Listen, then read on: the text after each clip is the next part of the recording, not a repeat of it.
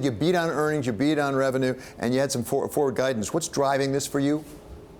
Good morning, David. It's a pleasure to be here. Yes, it's a good quarter.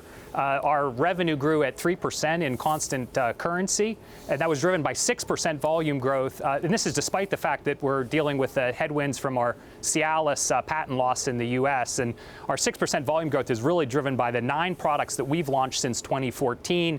They contributed 43% of our sales in the quarter and are really what's helping to propel our top-line performance. We also had great pipeline progress in the quarter with 3 new approvals in the U.S. and this morning, really exciting news on Verzenio, our CDK4/6 drug for metastatic breast cancer. We announced that it's the first CDK4/6 to demonstrate overall survival, so helping women with metastatic breast cancer live longer. So we're really excited about that progress.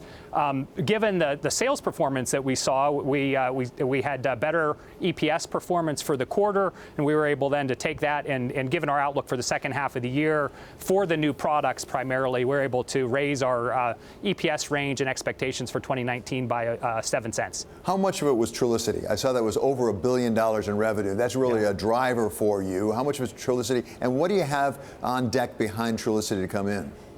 Sure. Yeah, Trulicity is now our biggest product. As you mentioned, David, it achieved over $1 billion of revenue in the quarter for the first time. It's growing very well. It's a leader in the GLP class, so it helps patients with diabetes as they transition from oral therapies to injections. And we're thrilled with the performance there.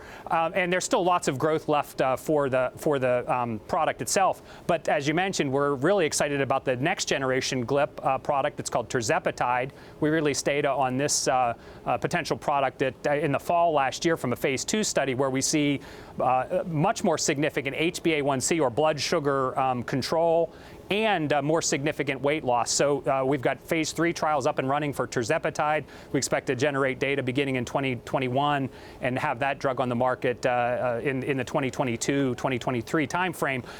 And really, when you look at the class or the opportunity for GLPs right now, even with the kind of growth and the $1 billion of revenue we see for Trulicity in the U.S., there's still more patients who don't get a GLP that would benefit from it than do. So there's still lots of room for growth in this category.